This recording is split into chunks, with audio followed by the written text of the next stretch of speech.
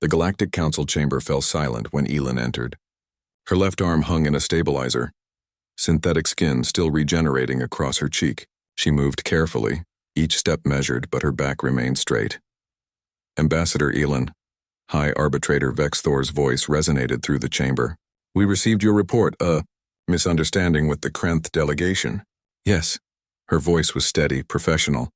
Just a cultural miscommunication. I'm fine. The assembled representatives murmured their relief. Humans were still new to the galactic stage, only 15 years since first contact. The Council couldn't afford an incident that might sour relations with the aggressive Krenth Empire.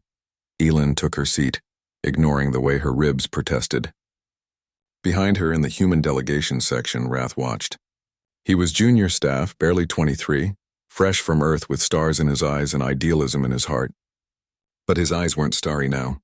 They were fixed on the Krenth ambassador across the chamber, Commander Zekthar, who sat with casual arrogance, mandibles clicking in what passed for Krenth laughter. Wrath had seen Elin return to the embassy last night. He'd been working late, heard the medical bay activate. Through the window, he'd watched the autodoc catalog her injuries. 3 cracked ribs, fractured ulna, severe contusions, elevated stress hormones consistent with sustained fear response. The official report said, accident during diplomatic tour of Krenth vessel. Elin's eyes said something else entirely. Wrath did what humans do best. He talked not to officials, not through proper channels. He went to the cafeteria, to the maintenance levels, to the cargo bays. He talked to the human contractors, the engineers, the ship crews who kept the station running. The ones the Council barely noticed. Elin's hurt, he said simply. The Krenth did it. She's covering for them because she thinks it'll prevent a war. The reaction was immediate. Humanity had sent their diplomats, their scientists, their best and brightest to the stars. But they'd also sent their mechanics, their cargo haulers, their security personnel. The ones who still remembered Earth's gravity, Earth's struggles, Earth's rule. You don't hurt the tribe.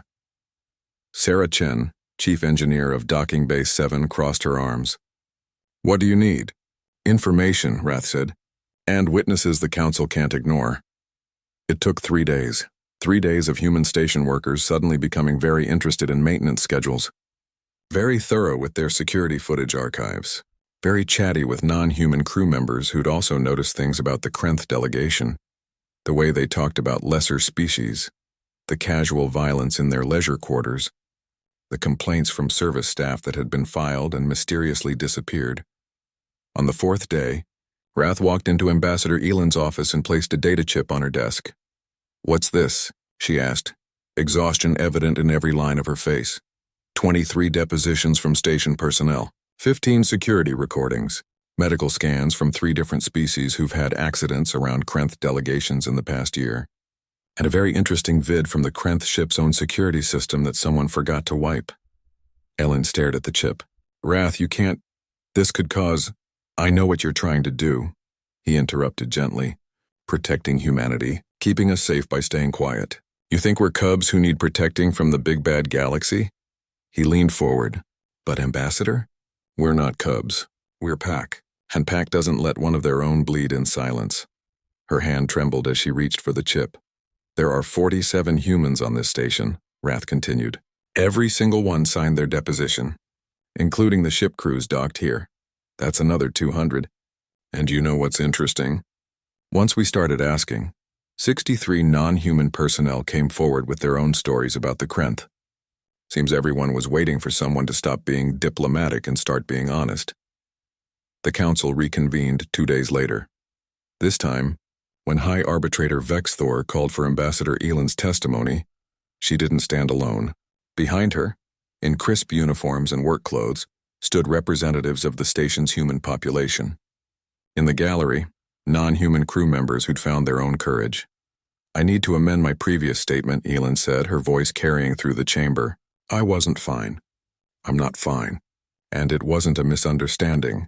The evidence was damning, systematic, undeniable. Commander Zekthar rose, mandibles clacking aggression. This is an insult. The Krenth Empire will not. The Krenth Empire, Vex Thor cut him off, voice like iron, will comply with Council law, or the Krenth Empire will find itself facing sanctions. The High Arbitrator's gaze swept the chamber.